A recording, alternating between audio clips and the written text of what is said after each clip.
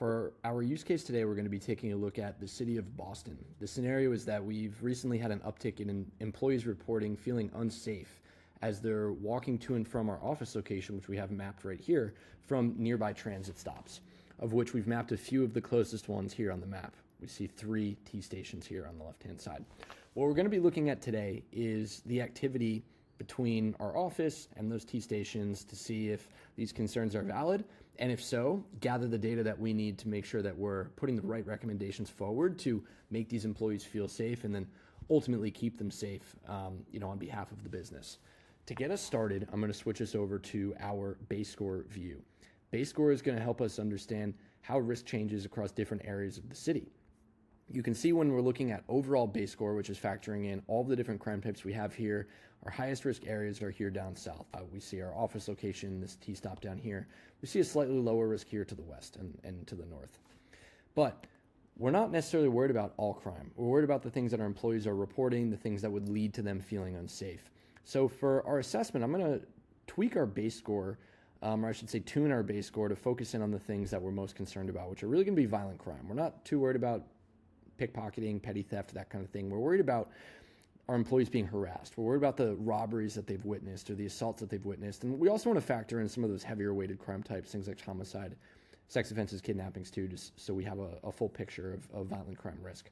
Now, we can see that changes things a little bit. We see a base score of 77, 78, 68 in the areas that we're evaluating here. Now, let's dig into a couple of these stations to find what's driving that base score. I'm going to start us in the Haymarket station, and I'm going to switch us over to our heat map view so we can see concentrations of this activity, how close to this T-stop are the hot spots for these types of violent crime. Threat breakdown is going to give us the incident counts that we need to start really validating these concerns. We can see over the past 12 months, there's been 137 simple assaults reported, 92 instances of harassment, 53 instances of aggravated assault, 36 instances of robbery. So the things they're saying are certainly happening in this area. The other thing that we're going to notice is the bulk of these incidents are occurring in the evening time frame, about 30% above the next closest time period as it translates to event volume. So this is going to be that sort of 5 p.m. to 8 p.m. window where employees are likely walking to the station from the office. So the bulk of this activity is happening.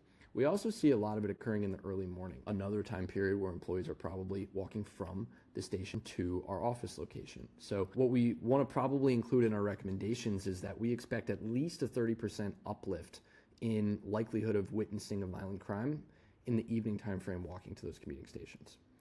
The other thing I want to call our attention to is a little bit of trend analysis. We can see if we're looking at the last 12 months that there's been a little bit of a decline in incident from the 8 months prior.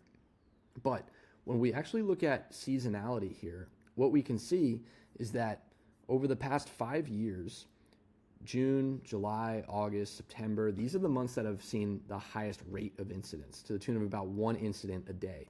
So this lull that we're experiencing right now in sort of like the winter, early spring is really normal for the location, and we expect to see that 25 to 30% uplift in volume of violent crime going into the summer months.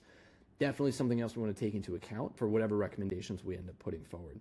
So that's a look at one of these stations up north.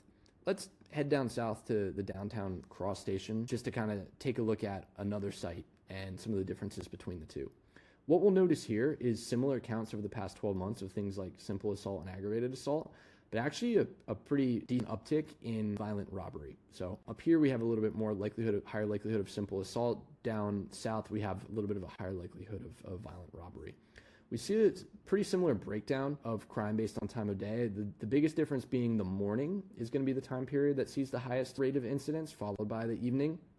Again, the 2 commuting pockets where employees are likely walking to and from the office.